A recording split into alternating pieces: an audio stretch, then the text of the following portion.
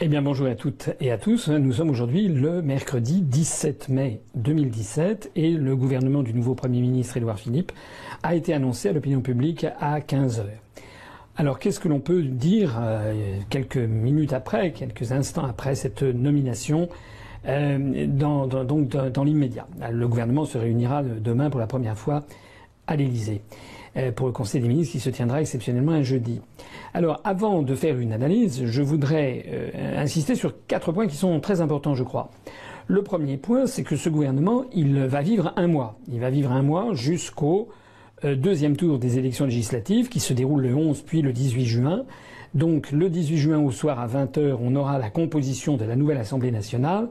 Et dans la foulée, le lendemain en général, le Premier ministre présentera sa démission quel que soit le résultat des élections. C'est une tradition républicaine que lorsqu'il y a des élections législatives, le Premier ministre présente sa démission et donc tout son gouvernement tombe en même temps, même si la majorité qu'il défendait obtient la majorité dans la nouvelle Assemblée. Ensuite, le chef de l'État, c'est comme ça dans la Ve République, nomme un nouveau Premier ministre, qui peut être celui qui vient de présenter sa démission d'ailleurs, si la majorité est reconduite, et le président, sur proposition du Premier ministre, nomme un nouveau gouvernement qui peut être très comparable à celui qui vient d'avoir lieu si la majorité a été reconduite. Alors ça, ce premier point est donc important. Il est important de comprendre que le gouvernement tel qu'il vient de nous être présenté n'est là que pour à peu près un mois.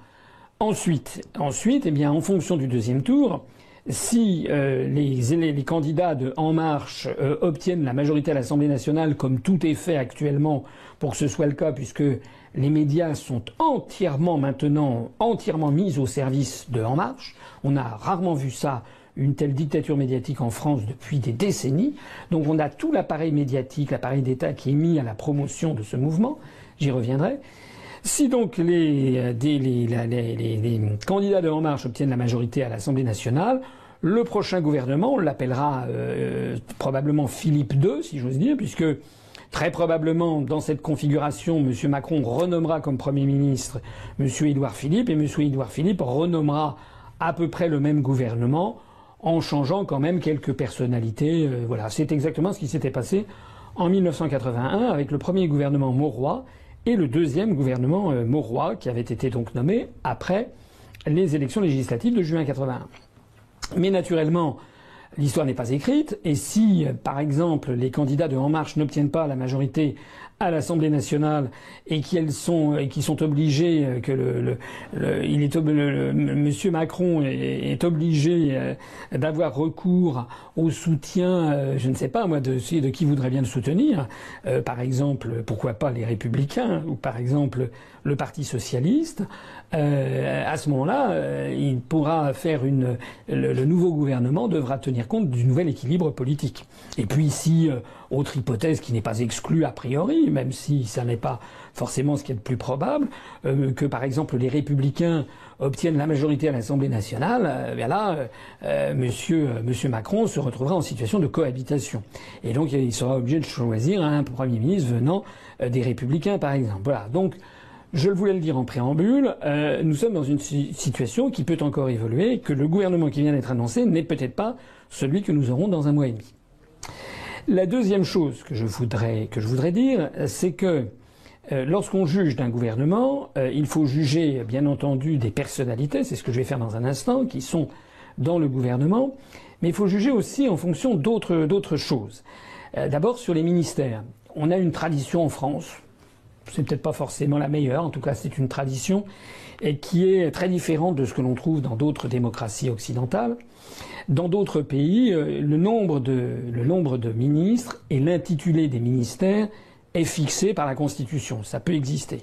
En tout cas, est quasiment inamovible. En France, on a une particularité, c'est que le nombre de ministres et de secrétaires d'État qui sont des espèces de sous-ministres, la différence, entre autres choses, la différence entre un ministre et un secrétaire d'État, c'est que les secrétaires d'État ne participent pas au Conseil des ministres, sauf s'ils y sont convoqués parce qu'il est question d'un sujet les concernant et concernant leur activité, sinon ils ne sont pas convoqués lors du Conseil des ministres qui se tient tous les mercredis normalement, alors qu'un ministre, lui, fait partie de toute façon du Conseil des ministres, quel que soit, même si dans tel Conseil des ministres, il n'y a aucun sujet qui concerne son portefeuille d'activité.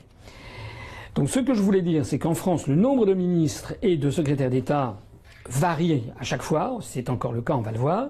Et l'intitulé même de ces ministères, de ces secrétaires d'État, varie également. Alors le fait que les intitulés varient d'un gouvernement à un autre, le fait que le nombre de ministères varie d'un gouvernement à un autre, a une conséquence qui est importante. C'est que ensuite, un ministre, il se voit attribuer des directions d'administration centrale. Parce qu'on n'est pas ministre comme ça. Pour être ministre, il faut quand même avoir une administration, c'est-à-dire des fonctionnaires qui sont situés dans le ministère qui généralement est à Paris et dans les administrations décentralisées, délocalisées. Donc, par exemple, tous les services extérieurs de l'État, le représentant du ministère de l'Agriculture, par exemple, la préfecture de Saint-Brieuc, qui dépend du ministère de l'Agriculture. Alors, ce qui est donc important à comprendre, c'est que comme on change les intitulés des ministères et le nombre de ministères, il y a ensuite une procédure que le grand public ne connaît pas, mais qui est extrêmement importante, qui est ce qu'on appelle les décrets d'attribution, c'est-à-dire à quel ministre on va attribuer telle administration. Alors ça, c'est très important pour juger de la réalité du ministère qui va avoir lieu. Je vais en parler tout à l'heure sur l'écologie, par exemple. Quel est le portefeuille d'activité qu'il va avoir, puisque c'est un ministère dont le titre est nouveau. Donc ça, c'est le deuxième point. C'est le nombre de ministères qui changent et les décrets d'attribution. Il y a un troisième point qui est également très important, et qui est la constitution de l'équipe autour du ministre, notamment son cabinet ministériel, et à l'intérieur du cabinet ministériel, le directeur de cabinet. Le directeur de cabinet, il faut le savoir, a la délégation de signature du ministre. C'est-à-dire que c'est lui qui, lorsque le ministre, par exemple, est empêché, s'il est malade ou s'il est à l'étranger, ou s'il n'est tout simplement pas disponible, c'est le directeur de cabinet qui va signer des arrêtés ministériels, par exemple, au nom de son ministre. Il est donc extrêmement important pour les gens qui connaissent bien les rouages de l'État, c'est quand même mon cas, et j'ai été moi-même dans des cabinets ministériels, j'ai été moi-même directeur de cabinet. Il est donc très important de regarder les personnalités qui vont être là comme directeur de cabinet. Parce qu'il existe, c'est arrivé, ça arrive souvent, que on donne un ministère à une personnalité comme ça, un petit peu médiatique, mais si cette personnalité un peu médiatique qui débat parce qu'elle ne sait pas comment ça fonctionne, si elle n'a pas l'œil pour avoir le maximum d'administrations sous ses ordres, si elle se laisse plumer les administrations par des décrets d'attribution qui attribuent ces administrations à d'autres ministres, et si elle se laisse imposer un directeur de cabinet qu'elle ne connaît pas et qui en fait est une espèce de père Joseph qui travaille pour le compte du Premier ministre ou du Président de la République, et de facto, il aura très très peu de pouvoir. Donc là, ça c'est le troisième point, avant de juger d'un ministère, quel est le directeur de cabinet. Et puis le quatrième point sur lequel je voulais insister aussi, avant de passer à la revue de ce gouvernement, c'est les questions générales de politique de l'État, et notamment pour ce qui concerne la France, depuis maintenant des années, la question du budget. La question du budget de l'État, avec des restrictions budgétaires sans fin, et M. Macron a été sommé dès le lendemain de son élection, dès le 8 mai. Il a reçu des messages venant notamment de Jean-Claude Juncker, le président de la Commission européenne, qui, entre deux whisky, ne perd quand même pas le nord, et lui a dit qu'il fallait diminuer les dépenses publiques, faire preuve de rigueur, et puis un malheur n'arrivant jamais seul, M. Moscovici, le commissaire européen français chargé qui est actuellement à la Commission, a envoyé le même type de message. Donc ça veut dire que faut pas s'enflammer.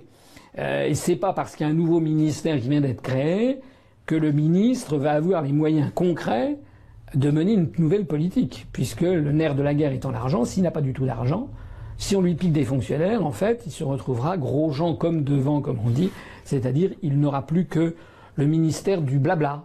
Voilà, il ne pourra faire que le ministère de la parole.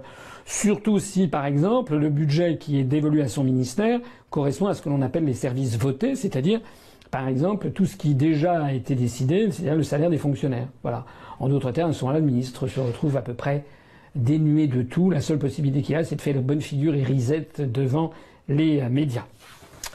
Ce point ayant été ainsi posé, on va maintenant passer à l'examen de ce nouveau gouvernement. Alors moi, ce nouveau gouvernement, je me rappelle que M. Macron avait dit qu'il y aurait 15 ministres, qu'il y aurait moins de ministres. Alors, déjà la promesse n'est pas vraiment tenue.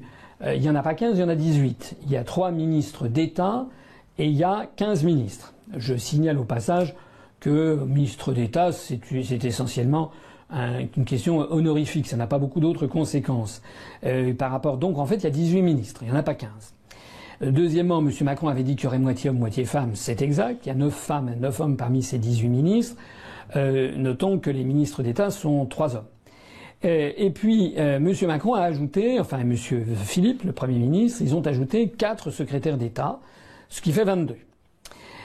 Il est intéressant de comparer ça au ministère Valls, par exemple, le ministère de Manuel Valls, Valls 2, qui est le point de comparaison que j'ai à l'esprit. J'ai regardé à l'instant comment ça s'était composé. Il n'y avait pas 18 ministres, il y en avait 16. Il n'y avait pas de ministère d'État. Monsieur Valls devant considérer sans doute que ça risquait de lui faire de l'ombre d'avoir des ministres d'État dont il aurait été flanqué, donc il n'avait pas créé de ministère d'État. Donc Monsieur Valls avait 16 ministres contre 18. Donc il y a plus de ministres avec Édouard Philippe. En revanche, avec Édouard Philippe et Macron, on a 4 secrétaires d'État, alors que du temps de Valls, il y en avait eu,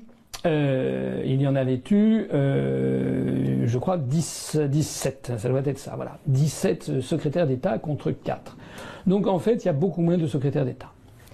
Qu'est-ce que ça veut dire? Ça veut dire que très probablement, c'est pour faire vite, et très probablement, il y aura, après les élections législatives, comme je le disais tout à l'heure, un nouveau gouvernement, et cette fois-ci, il y aura plus de secrétaires d'État. Donc en fait, il s'agit simplement, probablement, d'une espèce de petit théâtre pour montrer aux Français qu'il va y avoir moins de ministres, mais en fait, c'est simplement pendant un mois. En attendant, ça a une conséquence très concrète qui, moi, m'a un peu surpris. C'est qu'il y a quand même toute une série de sujets qui n'ont pas été traités. Par exemple, il y avait dans les gouvernements précédents un ministère ou un secrétariat d'État qui était chargé de sujets qui ne sont plus dans le traité, enfin d'après l'intitulé. Par exemple, la réforme de l'État, tout ce qui concernait les simplifications administratives, la francophonie. Il y a, allez regarder le ministère Édouard Philippe, il n'y a rien sur la francophonie. Ça plaira à tous les gens qui se battent pour la place du français et à tous nos partenaires de la francophonie. Le message envoyé est particulièrement gratiné. Il n'y a rien sur le commerce extérieur. Il n'y a rien sur le tourisme. Alors que le tourisme, d'abord le commerce extérieur, c'est un sujet où le poids politique est important, notamment sur les très grands contrats à l'étranger, ou les ventes d'armement, des choses où la France est assez forte. Normalement, il faut, comme font tous les autres pays du monde, avoir un ministre du commerce extérieur qui soit là, qui soit très présent pour promouvoir l'industrie française et pour faire des pressions politiques. Là, il n'y en a pas. Le ministère du Tourisme, c'est un ministère quand même, c'est quand même une des principales activités fournisseurs de services en France. Si on y ajoute les hôteliers, les cafetiers, les restaurateurs, les offices de tourisme, tous ceux qui s'y reconnaissent, les musées, les guides, etc. C'est en plus de ça une activité en forte croissance. C'est l'une des seules activités en forte croissance, très pourvoyeuse d'emplois. C'est à peu près 10% du produit intérieur brut français. Il n'y a pas.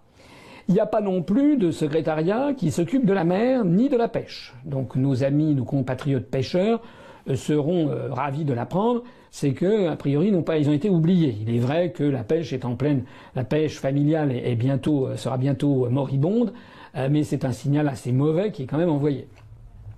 Il n'y a rien sur les anciens combattants.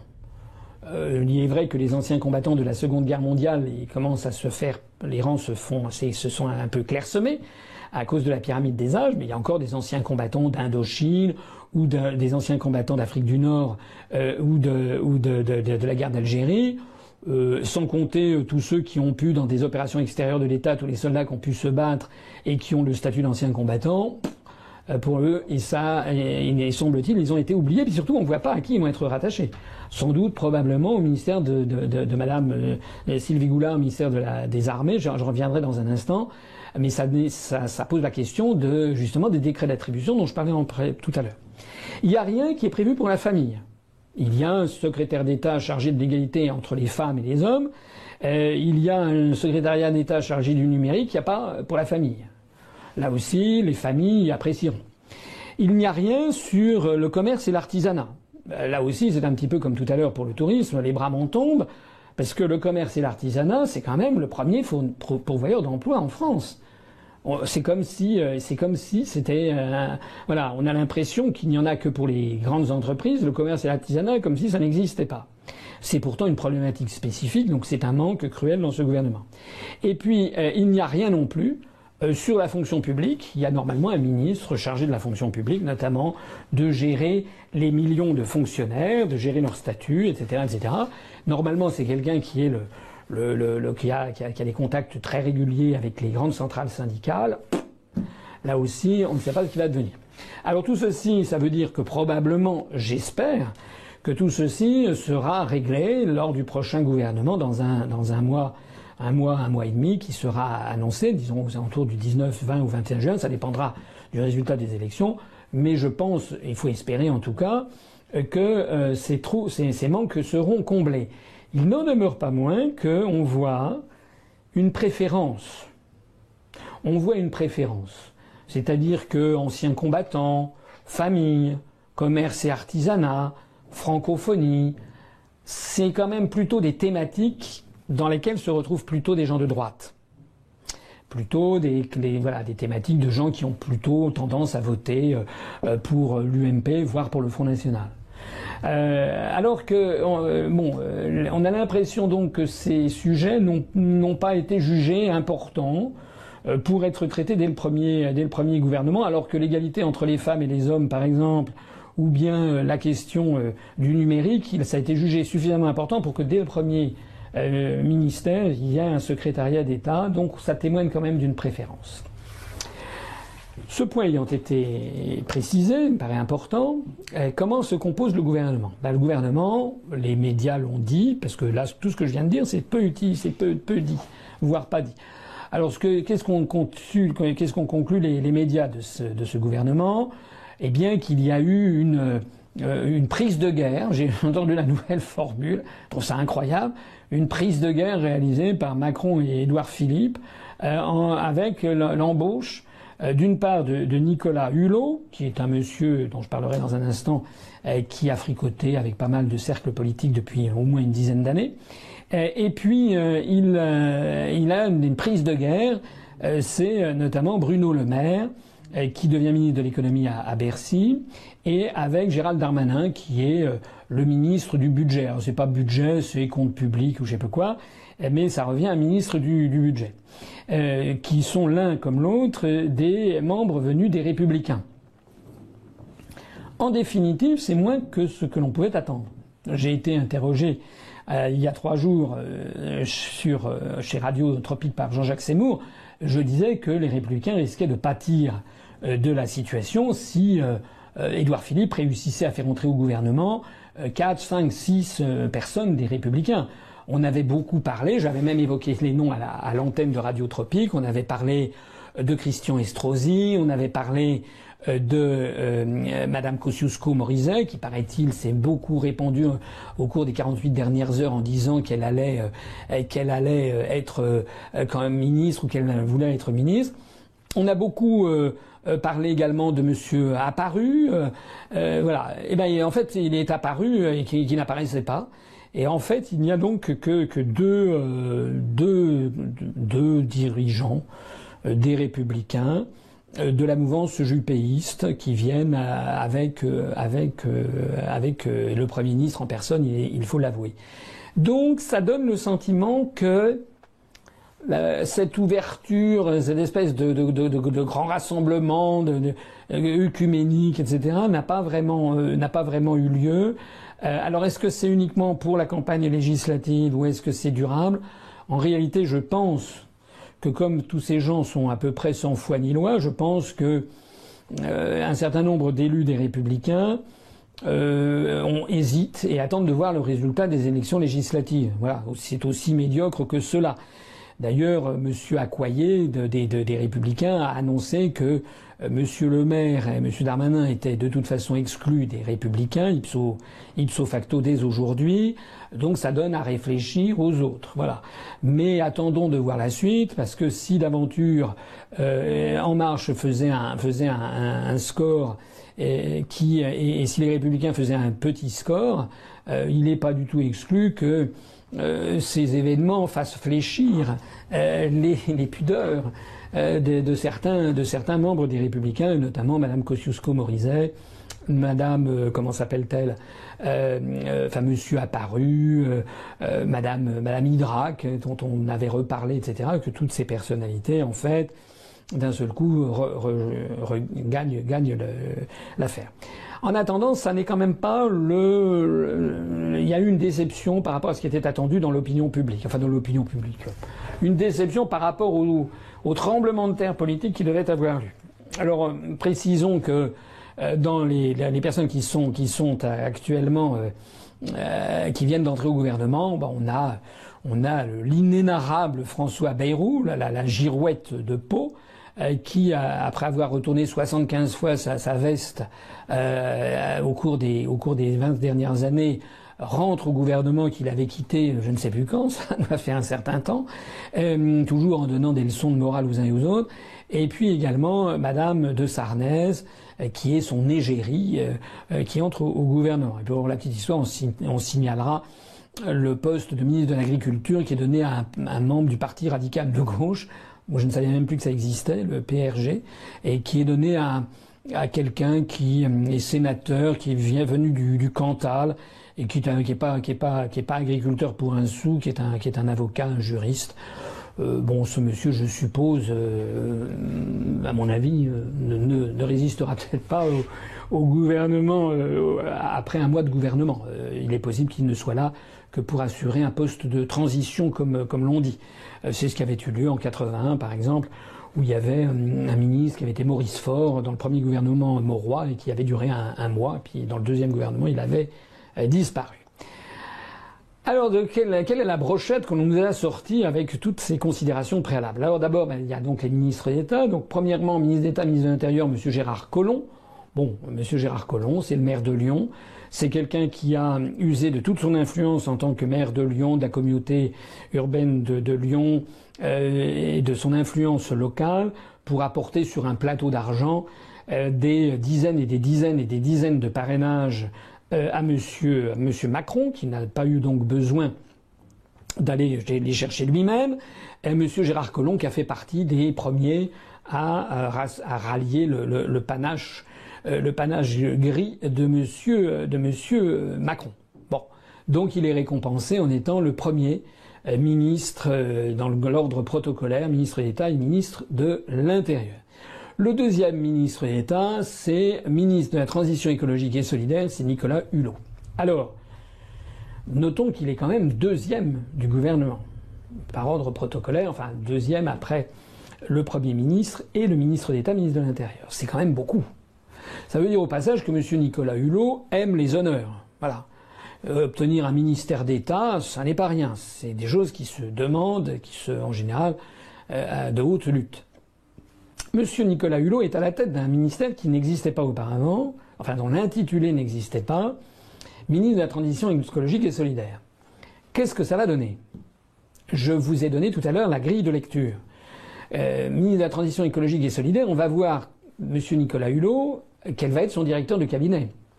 Est-ce qu'il va avoir comme directeur de cabinet quelqu'un qu'il connaît bien depuis des années, qui est un fidèle, un ami, quelqu'un de solide et qui va pouvoir imposer les tentatives de politique qu'il va essayer de mener?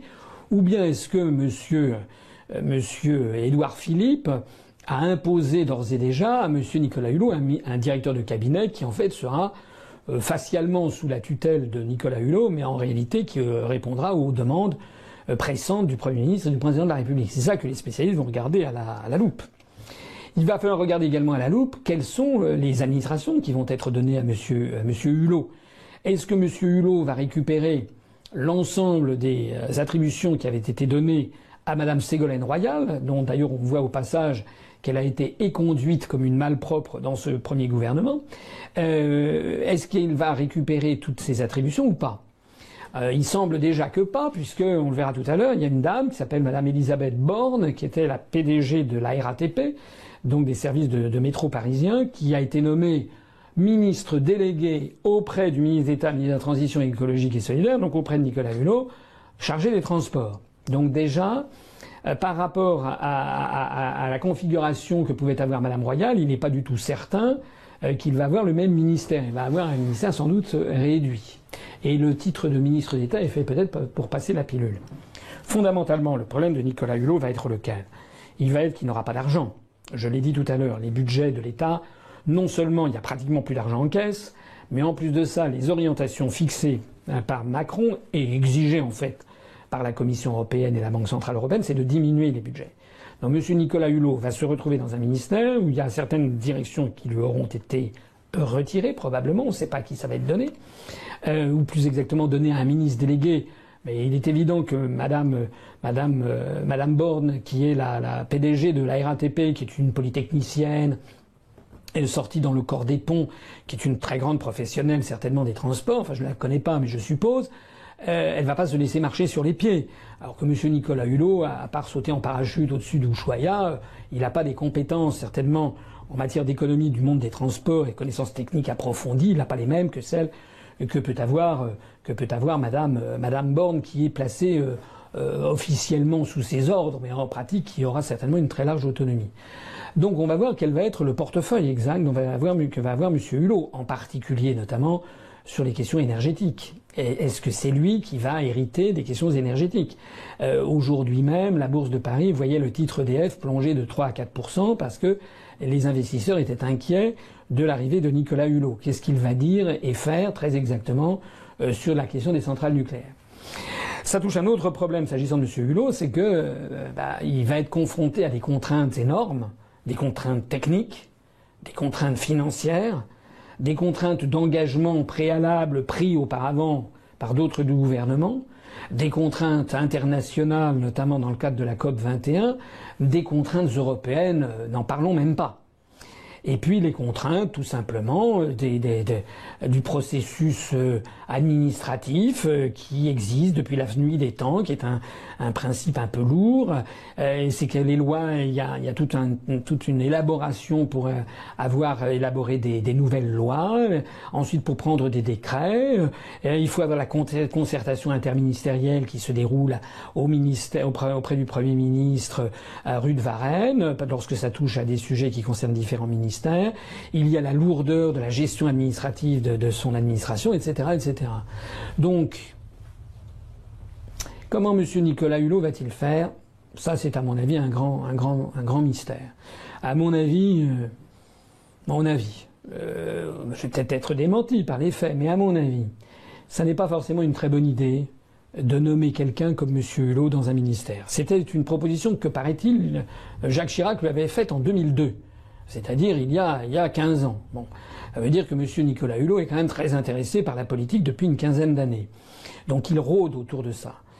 Donc M. Nicolas Hulot, il va être confronté à la réalité, et il va donc avoir le choix, à mon avis, entre deux hypothèses. La première hypothèse, c'est qu'il passe sous les fourches caudines de ce qu'est le travail ingrat d'un ministre, obligé de tenir compte des uns et des autres, des contraintes budgétaires énormes, des contraintes internationales et européennes, des contraintes des autres départements ministériels.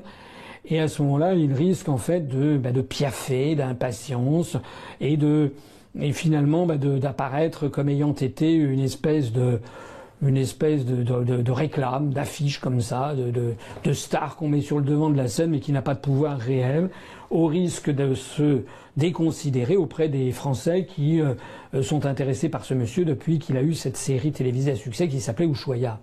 Donc il est possible que M. Nicolas Hulot, finalement, ça fasse un peu pchit et que son ministère soit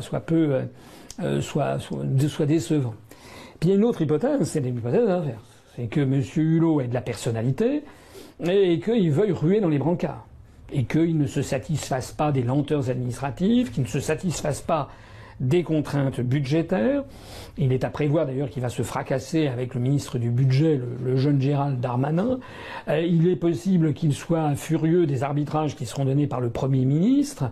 Et donc, au bout du compte, si c'est quelqu'un qui, je ne le connais pas suffisamment, mais si c'est quelqu'un qui est soupe au lait, si c'est quelqu'un qui se fait en permanence, critiquer par la mouvance écologique, eh bien que tout ceci se termine dans un feu d'artifice et qu'il claque la porte dans 6 mois. Voilà, ça, en jouant une espèce de scène tragique, là, comme à l'opéra. On me donne pas les moyens, etc. On l'a déjà vu dans la République. Hein. On avait déjà vu ce genre de personnalité, des personnalités venues de la société civile ou plutôt du monde du showbiz ou du monde des médias. Je vous rappelle par exemple le passage éclair du temps de Giscard d'Estaing qui avait fait le ministère donné à Jean-Jacques Servan-Schreiber. Ça avait duré 1 mois. Enfin, on a des exemples comme ça. Bon, seul l'avenir nous le dira, mais à mon avis, c'est bien audacieux. Pour une équipe quand même de gens jeunes, comme Monsieur Macron qui a 39 ans, Monsieur Hulot, je crois, en a 62. C'est-à-dire que Monsieur Hulot pourrait être le père du président de la République et quasiment aussi le père du Premier ministre. Monsieur Nicolas Hulot a avec lui un certain nombre de personnes qui se reconnaissent en lui. Et qu'est-ce qu'il va faire on ne le sait pas trop, mais à mon avis, c'est un risque d'avoir une personnalité comme ça dans ce gouvernement. Alors, troisième ministère d'État, ministre de la Justice, François Bayrou. Alors, c'est à vérifier, mais d'après ce que j'ai vu, là, il semble que son titre officiel soit ministre d'État, ministre de la Justice. Et donc, il ne porterait pas le titre officiel extrêmement honorifique, en général très demandé, de garde des Sceaux. Garde des Sceaux, c'est pas les sceaux des imbéciles. Quoique, c'est vrai que François Bayrou, il a comment dirais-je, enfin bon, je vais pas faire de mauvais jeu de mots. Mais François Bayrou, donc semble-t-il, ne serait pas le garde des Sceaux, c'est un truc tout à fait honorifique. Garde des Sceaux, ça veut dire quoi? C'est celui qui gardait les sceaux du temps des rois, donc pour signer, pour avoir les documents officiels.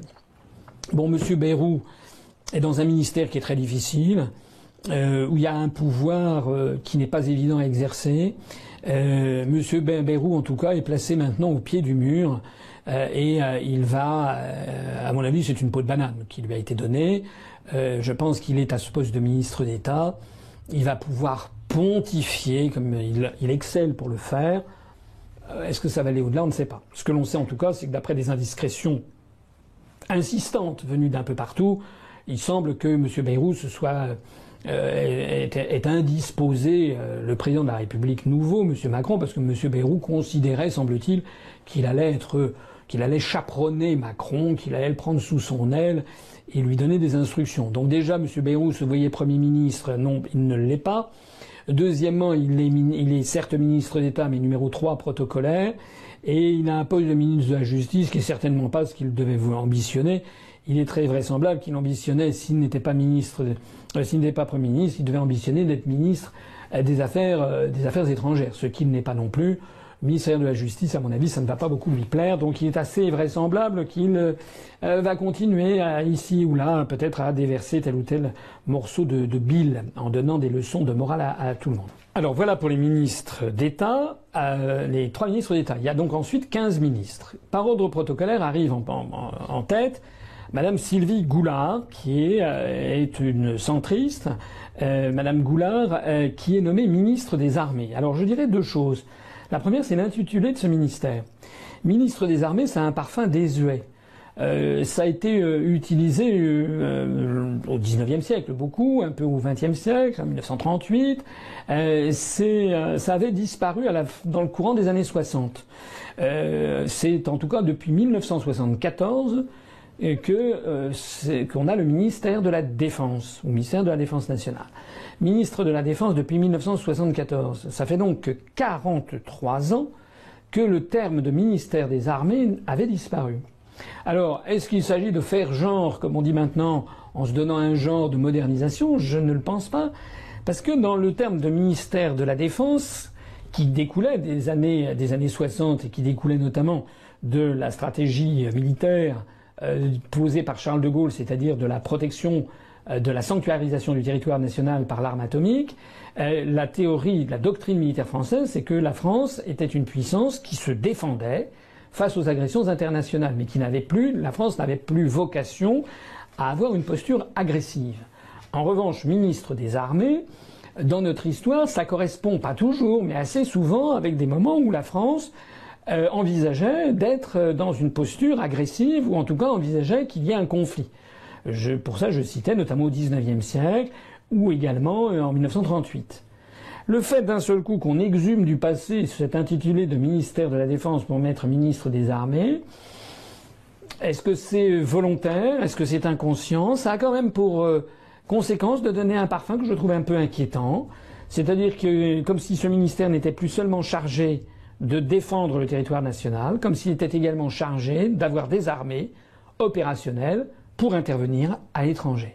Or, ceci correspond trop bien à ce qu'a déjà laissé entendre à plusieurs reprises M. Macron, dont on ne l'a pas suffisamment souligné à part moi, mais les gens n'ont pas suffisamment souligné que M. Macron avait encouragé les États-Unis à envoyer des missiles sur la Syrie, que M. Macron a dit qu'il ferait la guerre si nécessaire. Donc voilà un petit signal orange supplémentaire qui vient de s'allumer avec ce nouvel intitulé de ministère des Armées. S'agissant de Madame Goulard, bon, c'est une centriste. Je dirais deux choses sur elle. C'est une ultra hyper acharnée européiste. Enfin, c'est elle qui, paraît-il, s'est entremise pour que M. Macron se rende séance tenante quasiment pour aller voir Madame Merkel. En fait, je pense que M. Macron n'avait pas besoin de Mme Goulard pour cela. En tout cas, ça lui a plu de le laisser entendre cela. C'est quand même une députée européenne qui s'exprime très régulièrement dans les médias allemands.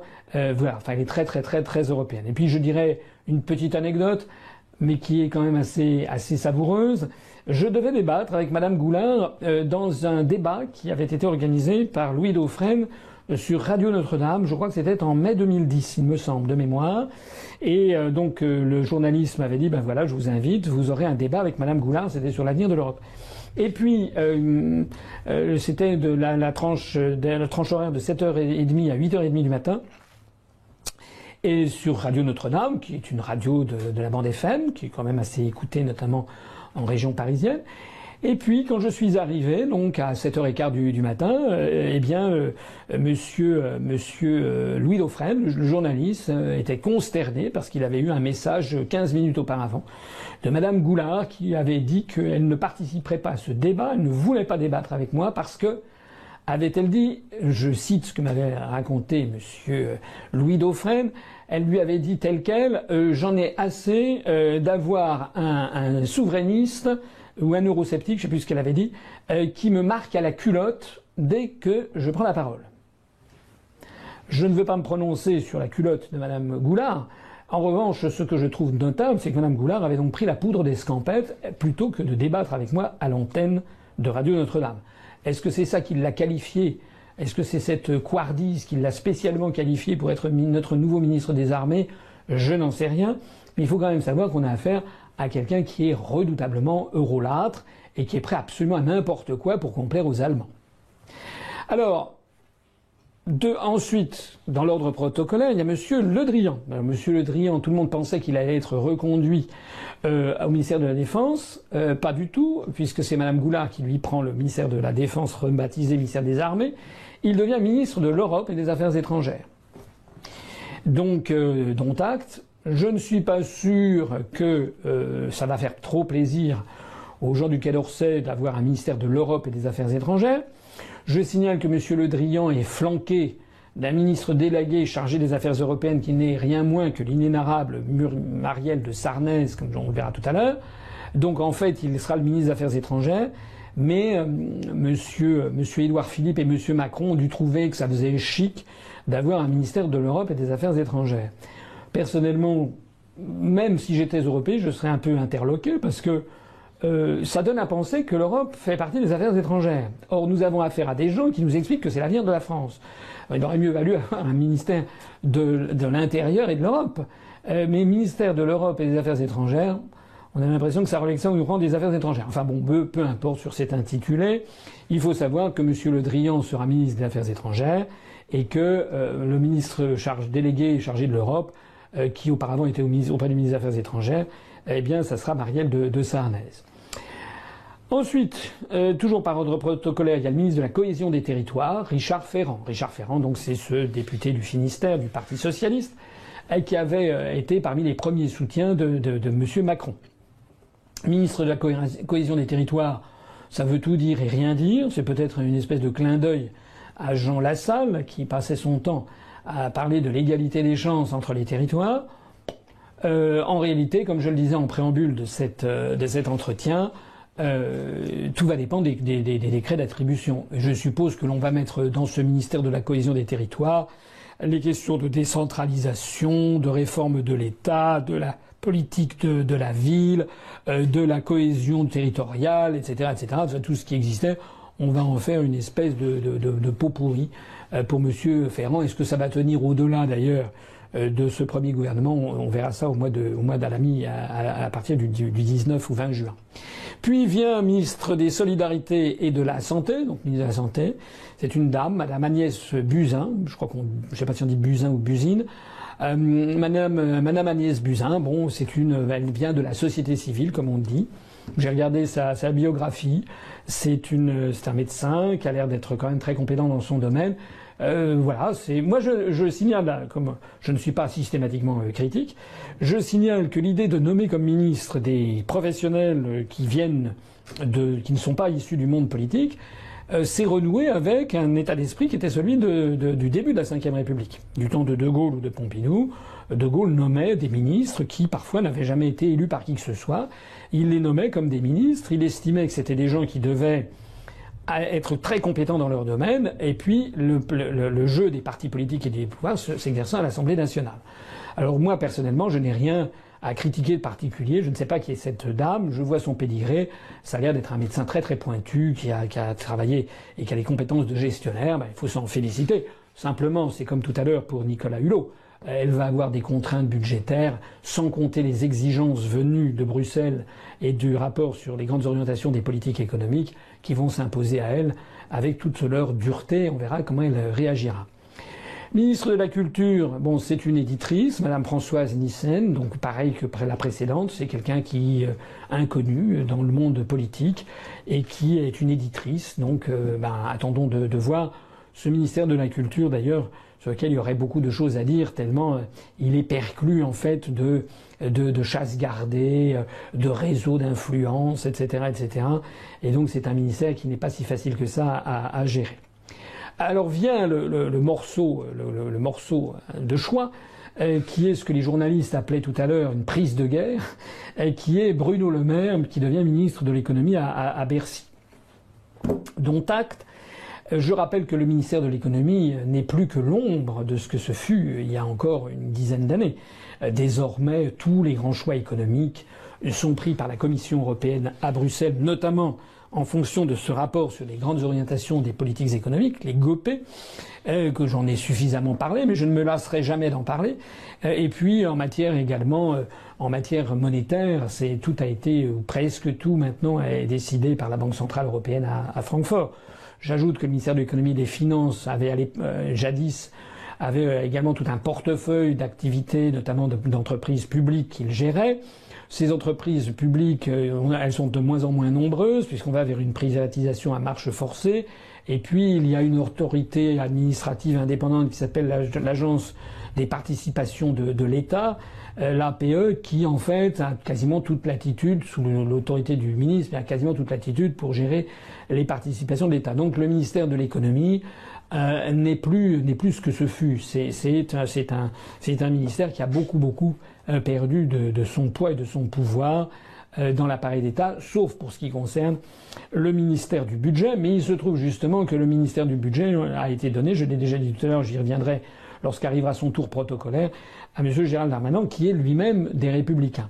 On notera au passage cette espèce de chose quand même intéressante, c'est que les Républicains héritent, enfin les anciens Républicains, Bruno Le Maire et Gérald Darmanin, héritent des deux ministères, de l'économie et du budget, qui sont les ministères des comptes, des sous.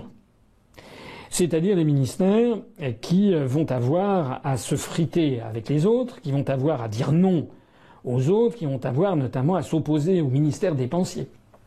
Et donc c'est sur eux que va retomber également, notamment, les résultats bons ou mauvais, malheureusement ils seront certainement mauvais, de l'évolution de l'emploi. Voilà. Donc en fait c'est quand même un peu un cadeau empoisonné, me semble-t-il, qui a été donné à Monsieur le maire et à son collègue qui sera sous son autorité au budget. Enfin, il ne sera pas vraiment sous son autorité, mais presque. Ministre du Travail, Madame Muriel Pénicaud, donc là aussi une personne qui est sortie de la société civile, comme on dit, qui n'est pas particulièrement connue du grand public. Idem pour le ministre de l'Éducation nationale, Monsieur Jean-Michel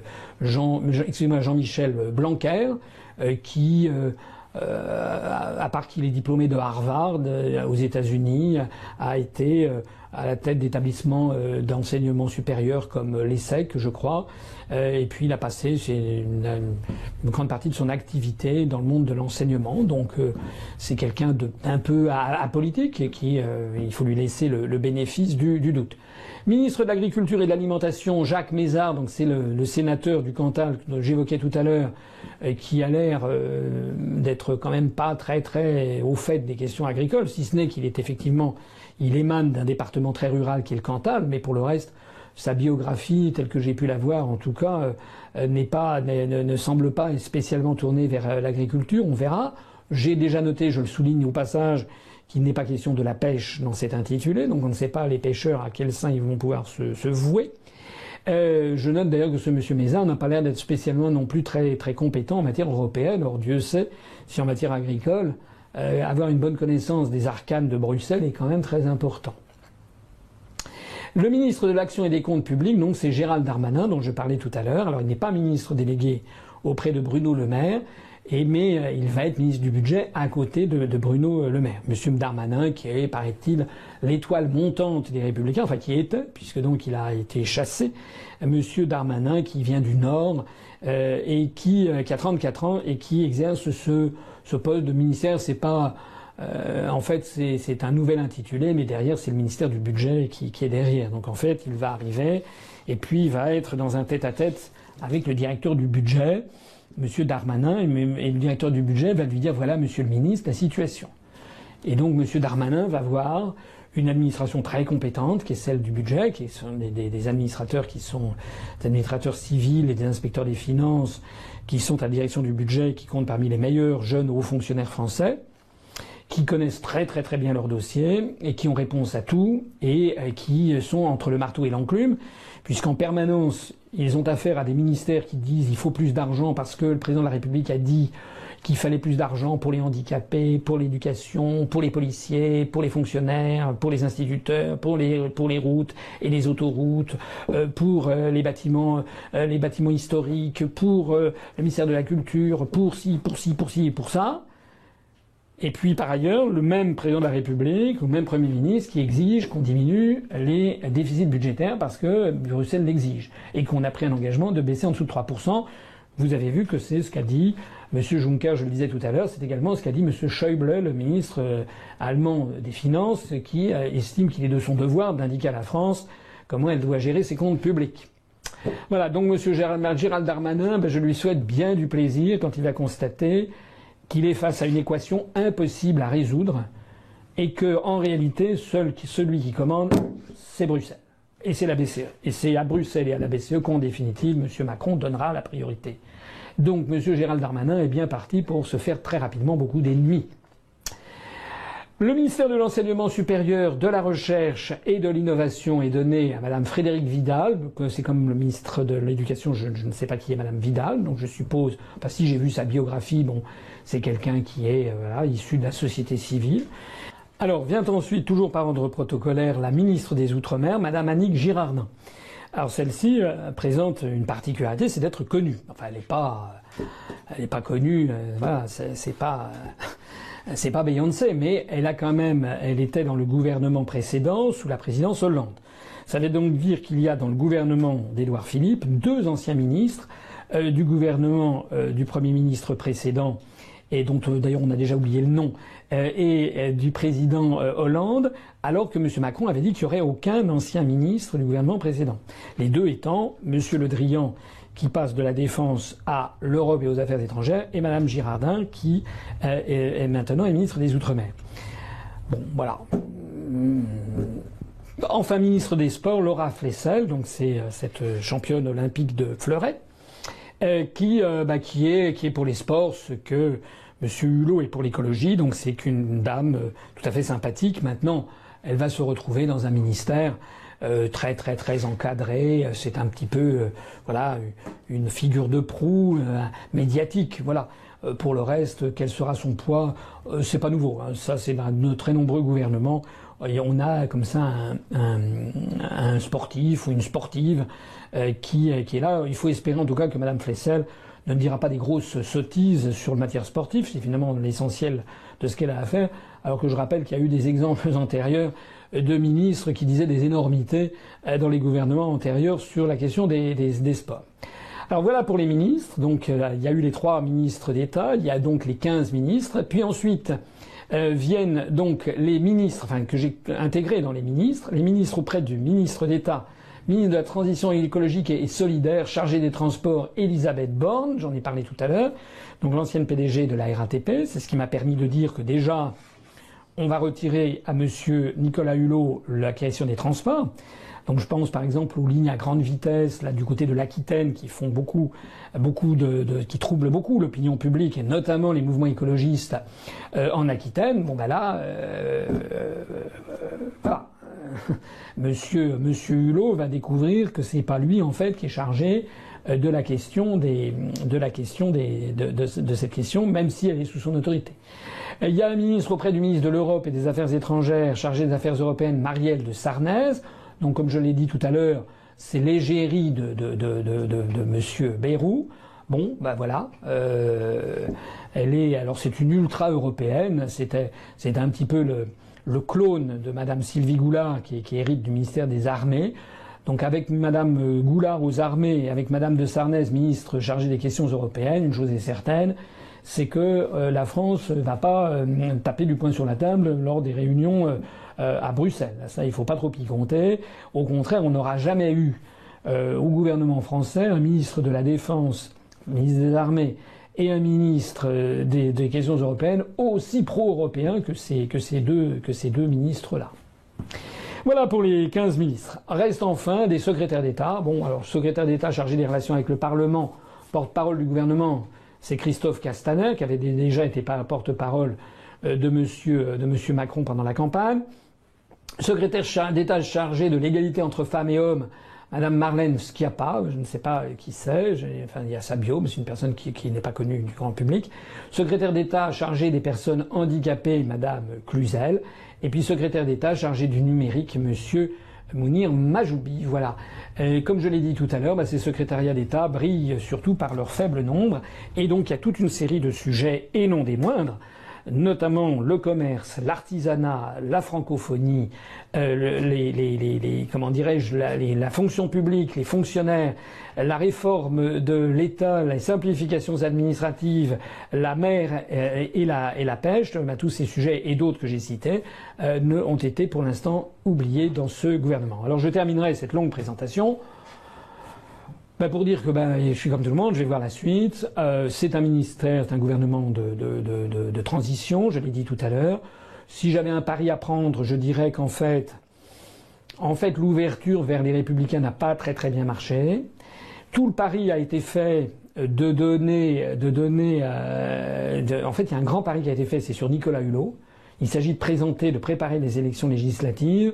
Et en fait, il s'agit de faire en sorte que Nicolas Hulot et Laura Flessel, qui sont des personnalités connues du grand public et qui sont appréciées du grand public, c'est vrai, des gens qui ne s'intéressent pas à la politique, que ça fasse jeune, que ça fasse sympathique, et donc il s'agit en fait d'une campagne législative. Voilà. L'ouverture à Bruno Le Maire, à Gérald Darmanin, plus le Premier ministre lui-même, va quand même handicaper, à mon avis, les Républicains, mais peut-être pas tant que ça, puisque j'ai l'impression qu'aux Républicains, ils sont en train en ce moment de serrer les boulons. Et en définitive, il y a quand même 2 anciens ministres du gouvernement précédent, et puis il y a quand même un certain nombre de gens qui viennent de la société civile. Voilà pour ce gouvernement. Très probablement, comme je l'ai dit en préambule, en fonction des résultats, si En Marche obtient la majorité, ou bien s'il a des alliés qui se rallient à lui après le 18 juin, très probablement ce gouvernement sera prolongé de la même façon avec probablement une ou deux personnalités qui s'en iront, une ou deux personnalités qui arriveront au niveau des ministres, et puis surtout, à mon avis, une bonne dizaine de secrétaires d'État supplémentaires et qui seront créés. À ce moment-là, on ne parlera plus de la diminution du nombre de ministères. Et puis, sur moyenne et longue période, bon, Monsieur le maire et Monsieur Darmanin vont appliquer les directives de Bruxelles. En fait, le grand sujet, c'est ce qui va sortir aujourd'hui ou demain, c'est-à-dire le rapport des grandes orientations des politiques économiques sur lesquelles je reviendrai bientôt lors d'un direct avec les internautes, où l'on commentera ce rapport qui sort dans les heures qui viennent. Un dernier point, on verra ce que donnera la présence de Monsieur Hulot. Je me suis déjà exprimé là-dessus. À mon avis, soit il va se soumettre et en fait il va décevoir les gens qui pensaient qu'il allait tout changer, soit il va ruer dans les brancards, et il faut pas exclure qu'il claque la porte du gouvernement à horizon de 6 mois. On verra entre les deux quelle est la solution qu'il préférera. Mais en définitive, c'est dans la mesure où il n'aura pas d'argent, très très peu de budget, et dans la mesure où les choses sont très difficiles pour gérer ces questions, je crois que ce genre d'opérations très très médiatiques et extrêmement politiciennes peuvent être rémunératrices politiquement à très court terme. Sur la longue période, la moyenne période, on verra ce que ça donnera. Que vous inspirent les premiers pas du président Macron ? Alors, les premiers pas du président Macron, je vais essayer d'être assez rapide parce que j'ai déjà été long sur ce commentaire concernant le gouvernement. Moi, j'ai plusieurs choses à en dire. Premièrement, je suis inquiet de l'évolution médiatique de notre pays. J'ai 59 ans, je crois n'avoir jamais vu, jamais, une telle propagande en faveur d'un nouveau président de la République. C'est du jamais vu. C'est du délire. On atteint une espèce de lavage de cerveau monumental. Il n'est d'ailleurs question que des candidats de En Marche. Ils en ont 428, etc. Le fait que nous, par exemple, nous ayons dépassé les 570 candidats, personne n'en parle. On a envoyé des communiqués de presse, ça n'est repris nulle part. Donc le verrouillage est absolument total pour chanter les louanges de Monsieur Macron. Enfin, on est en train de virer Corée du Nord et c'est plus Kim Jong-un, c'est Kim Jong-Macron, si ça continue comme ça. La deuxième chose, c'est que ces médias sont tellement aux ordres, sont tellement là à promouvoir M. Macron comme si c'était le génie du millénaire, que tout ce qu'il touche se transforme en or, que c'est fabuleux, il n'y a jamais le moindre faux pas. Paraît-il que M. Pierre Gattaz, le président du MEDEF, est dans un état d'extase, c'est normal d'ailleurs ça rime, Gattaz et extase, devant le nouveau président de la République. Bon. En la réalité, il paraît-il aussi que M. Macron est arrivé à Berlin et que là, ça a été un enthousiasme délirant. Les gens n'en reviennent pas. Et d'un seul coup, Macron est arrivé, tac, sur son cheval blanc, et d'un seul coup, l'Allemagne a décidé de renégocier les traités européens. C'est ce qu'a diffusé la presse française. Je veux dire, pour quelqu'un qui ne regarde pas à la loupe, c'est le sentiment qu'il a eu. J'ai regardé l'article de Libération, par exemple, les articles dans l'Express ou dans Le Point. Il est écrit que la France et l'Allemagne sont d'accord pour renégocier les traités européens. Voilà. La réalité, c'est quoi ? La réalité, c'est que, M. Macron est un tout petit peu moins maladroit, c'est vrai, que son prédécesseur. Rappelez-vous que Monsieur Hollande, quand il était allé à Berlin, il n'avait pas marché droit. Madame Merkel lui avait donné des coups dans les côtes, etc. Monsieur Hollande était ridicule. Dès qu'il apparaissait quelque part, il était ridicule. Bon, ce qui n'est pas le cas de Monsieur Macron, qui n'est pas aussi ridicule.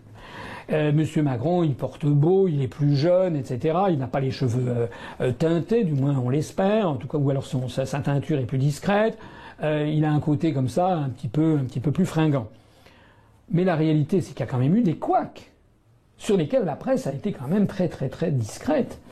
Le premier couac, ce sont les 6h30 d'attente de nomination officielle de M. Édouard Philippe comme Premier ministre. Ça devait être annoncé, normalement ça aurait dû être annoncé le jour même ou le lendemain de la prise de fonction de M. Macron à l'Élysée. Il a fallu, ça y est, on nous a annoncé que ce serait le lundi, dans la matinée, ça a duré jusqu'à 15h, 15h30, ou 14h30, ou 15h, je ne sais plus. Bon, bref, ça a duré beaucoup plus longtemps que prévu. Alors, les langues commencent à se délier, et il semble qu'en fait, il y a eu un conflit qui est apparu à la dernière minute. C'est que M. Macron avait exigé de nommer le directeur de cabinet du Premier ministre. C'est pour ça que je vous ai parlé tout à l'heure de ces questions de directeur de cabinet. C'est que le directeur de cabinet a un rôle extrêmement important, a fortiori le directeur de cabinet du Premier ministre. Dès que le Premier ministre est par Mons et par Vaux, c'est le directeur de cabinet qui peut signer les arrêtés du Premier ministre, les décrets du Premier ministre. C'est donc quelqu'un de très très important. Et c'est quelqu'un qui est la doublure du Premier ministre. Donc M. Macron avait décidé de nommer comme directeur de cabinet de M. Philippe un de ses proches qu'il avait connu au secrétariat général de l'Élysée. Il faisait une paire. Et puis, comme M. Édouard Philippe est membre du Conseil d'État, il a 46 ans, c'est quand même quelqu'un on lui fait pas à lui. Il est sans doute mieux aguerri que Monsieur Hulot ou que Madame Flessel. Donc lui, il savait très bien que c'était un poste tout à fait stratégique. Donc il y a eu une partie de bras de fer. Il voulait mettre un fidèle à lui, Édouard Philippe, comme directeur de cabinet. C'est quand même d'ailleurs lui qui a gagné en définitive, parce que, semble-t-il, il avait fait de cette question une question de blocage absolu. Voilà. Donc ça, c'est le premier couac. Ça fait 6h30 d'attente. Le deuxième couac, c'est que lors de la réunion, lors de la cérémonie d'investiture de M. Macron, il y avait un parterre de gens, les corps constitués, comme on dit, qui étaient invités à l'Élysée. Et puis, il y avait Pierre Gattaz du MEDEF, donc qui était là, qui était au premier rang, mais eh bien, il n'y avait pas la Confédération des petites et moyennes entreprises. Voilà. C'est-à-dire le syndicat professionnel des PME a été oublié. Ils n'ont pas été invités. Alors ça, c'est quand même assez extraordinaire parce que les gens ont pensé que c'était une erreur, mais c'est quand même bizarre que ce soit une erreur parce que il y a quand même, à l'Élysée, il y a quand même un service d'archives. Ils doivent avoir la liste, ou bien il y a le service du protocole, en tout cas, au ministère des Affaires étrangères, qui sait très exactement, pour ce genre de cérémonie qui revient tous les 5 ans, qui sait très exactement la liste complète des gens qui ont été invités par les prédécesseurs. Comment se fait-il qu'il n'ait pas été invité? Et ça prend une tournure qui a d'autant plus de sens lorsque, comme je l'ai dit tout à l'heure, on constate que dans ce nouveau gouvernement, il n'y a personne qui s'occupe, qui est chargé officiellement du commerce, de l'artisanat, des PME, des artisans. Je rappelle que, comme le disent les chambres de commerce et d'artisanat, c'est quand même les chambres de métier, et l'artisanat est le premier employeur de France. Est-ce que M. Macron est tellement phagocyté par les milliardaires qui l'ont fait roi, qu'il considère qu'en dehors des entreprises du CAC 40, il y a point de salut? Je ne sais pas. En attendant, ça n'est quand même pas bien, parce qu'il y a des millions de Français qui peuvent se sentir quand même mis de côté par ces questions. Donc ça, c'est le deuxième couac. Le troisième couac, justement, qui est confirmé par le gouvernement. Et puis il y a le couac, un autre couac aussi qui est arrivé. C'est pas vraiment un couac, mais c'est un mensonge. C'est ce voyage qui a été fait à Berlin. La presse française a dit, je le disais tout à l'heure, c'est formidable, Madame Merkel, etc. Et Monsieur Macron sont tombés d'accord, le duo comme ça pour modifier les traités. C'est pas du tout ça. Madame Merkel, effectivement, j'ai regardé très précisément ce qu'elle a dit. Madame Merkel, elle a dit que elle n'excluait pas qu'il y ait une renégociation des traités européens si c'était opportun ou si c'était nécessaire ou si ça se révélait judicieux. Oui, bah avec des si, on mettrait Paris en bouteille. C'est pas du tout oui. Ça veut pas dire nous avons décidé de remettre en chantier les traités européens. C'est pas du tout ça. C'est une formule extrêmement diplomatique. Moi, j'ai été au Quai d'Orsay, je sais comment ça marche. Quand vous voulez pas dire non à quelqu'un, vous dites oui. Vous dites oui, je suis tout à fait d'accord avec vous. C'est d'ailleurs ce qu'a fait Monsieur Macron. Je rappelle que je l'avais épinglé lors du débat à 11. Je lui avais dit vous êtes d'accord avec tout le monde. Ben, c'est pareil. Ben, Merkel, elle voulait pas faire de peine, donc elle dit oui, on est tout à fait d'accord pour renégocier les traités européens si ça se révèle nécessaire. Voilà. Ben, comme ça se révélera pas nécessaire à ses yeux. Voilà. L'essentiel, c'était une prise de contact. Il s'agissait de se flairer, vous savez, comme des chiens dans un parc dans un jardin public qui se rencontrent. Donc ils se sont reniflés, voilà, pour voir s'ils étaient conformes à ce qu'ils anticipaient l'un de l'autre. Et puis voilà, il est bien évident que c'est pas la première fois qu'ils se rencontraient pendant 1h30 qu'ils allaient décider de renégocier les traités européens. J'ajoute d'ailleurs au passage, mais combien de fois va-t-il falloir que je le dise, que les traités européens se renégocient à 28, 27 quand le Royaume-Uni sera parti. Et donc les 26 autres, tout ce que pourra dire même Madame Merkel aurait dit oui, on va rouvrir les traités européens, on va renégocier les traités. Alors, et même Madame Merkel aurait dit ça avec Monsieur Macron, que ça n'aurait pas fait changer d'un iota la position des 26 autres. Et tant qu'il y en a un sur les 28 qui dit non, on ne rouvre pas les traités. Voilà. Alors la presse française a fait preuve en la matière d'un lavage de cerveau scandaleux. D'ailleurs, il suffit d'aller regarder la presse étrangère francophone, notamment en Belgique ou en Suisse. Dans la Tribune de Genève, il y a eu un article très bien fait dans la Tribune de Genève qui expliquait que, en fait, M. Macron n'avait rien obtenu du tout. La veille de son arrivée, il y avait une interview de M. Schäuble, le ministre des Finances, qui avait dit qu'il est hors de question de mutualiser les dettes, par exemple. Les dettes de la BCE. D'ailleurs, M. Macron l'a dit, je n'envisage pas de... C'est le point nodal, c'est le point crucial. Les Allemands, en aucun cas, ne veulent payer pour les autres. Point. Et donc, d'emblée, ils ont dit ça. Et M. Macron l'a tellement intégré qu'il a dit, je ne parle pas de ça. En fait, il avait vaguement évoqué l'hypothèse d'investissement, de programme d'investissement en commun. Mais ça c'est du pipeau. Ça, c'est le plan Juncker. Ça fait 2 ans que ça existe. Ça ne change rien. Donc, en fait, eh ben, c'est beaucoup de bruit pour rien. Voilà, on a fait de l'amusement. Je voudrais terminer en disant 2 choses, d'ailleurs, sur ces questions d'amusement. Premièrement, c'est que, je l'ai dit et je le répète, c'est aujourd'hui ou demain que va sortir le rapport des grandes orientations des politiques économiques de la Commission européenne. C'est ça, le vrai sujet. Tous les déjeuners, les embrassades, etc., entre Mme Merkel et M. Macron ne changeront rien à cette réalité-là. La réalité, je vais vous en parler dès que ça sera sorti, on examinera ça ensemble. Puis la deuxième chose que je voudrais dire, c'est que cette histoire de couple franco-allemand, moi, c'est un peu délirant. Les gens qui parlent du couple franco-allemand comme étant le moteur de l'Europe, en fait, je l'ai expliqué dans ma conférence qui s'appelle « Qui gouverne la France ?», ça remonte à l'époque de De Gaulle et d'Adenauer, avec notamment le fameux traité franco-allemand de l'Élysée, dont j'ai expliqué dans cette conférence, je vous conseille d'aller la voir, que ce traité a ensuite été vidé de substance par le Bundestag quelques mois après. Mais depuis lors, depuis 1963, il faudrait se mettre un peu au goût du jour. Il y a plus 6 États, il y en a 28. L'Allemagne, ça n'est plus l'Allemagne de l'Ouest coupée en 2, sortant de la période nazie et rasant les murs. C'est désormais un État tout à fait dominant sur la scène européenne, la plus forte économie, réunifiée, et qui est l'allié numéro 1 des États-Unis d'Amérique en Europe. Et par ailleurs, il y a 26 autres États à part la France et l'Allemagne. Et la France perd chaque année un petit peu de son poids. Donc l'idée selon laquelle l'Europe marcherait en fonction du couple franco-allemand est une idée dingue, une idée qui n'existe pas. Voilà, ça n'est pas vrai. L'Allemagne, elle a signé avec les États-Unis d'Amérique le fameux partenariat germano-américain pour le XXIe siècle, le lien, l'accord germano-américain pour le XXIe siècle. C'était M. Schröder, le prédécesseur de Mme Merkel, qui l'avait signé aux États-Unis d'Amérique, et Mme Merkel l'avait contresigné après coup. Das Deutsch-Amerikanische Bündnis für das 21. Jahrhundert. Pour l'Allemagne, le partenaire étranger numéro 1, ce sont les États-Unis d'Amérique, ce n'est pas la France. Et puis, il suffit tout simplement de faire preuve d'un tout petit peu de jugeote et de bon sens. Imaginez que vous soyez le président du Conseil italien, ou le Premier ministre britannique, tant que le Royaume-Uni est encore dans l'UE, ou le Premier ministre espagnol, ou le Premier ministre polonais. Et je ne parle ici que des principaux des plus importants des pays d'Europe.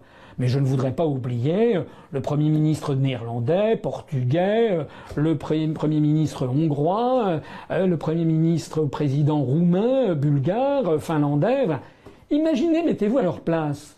Qu'est-ce qu'à votre avis ils pensent quand ils voient M. Macron arriver à Berlin et dire avec Mme Merkel, nous formons le couple franco-allemand, c'est nous qui, en gros, pilotons l'Europe et nous allons rouvrir les traités européens. Vous croyez qu'ils sont satisfaits? Vous croyez qu'ils se disent, c'est formidable, on est des nuls, on va suivre M. Macron? Je crois, si j'avais un conseil à donner à nos diplomates, et ainsi qu'au président de la République, c'est de se mettre un petit peu au goût du jour. Le couple franco-allemand, ça c'est une rhétorique qui date des années 60, qui d'ailleurs n'a jamais vraiment marché, mais maintenant c'est terminé. Et à chaque fois qu'un dirigeant français parlera du couple franco-allemand qui pilote l'Europe, il faut savoir qu'il se met à dos 26 autres États. Voilà la réalité de la situation.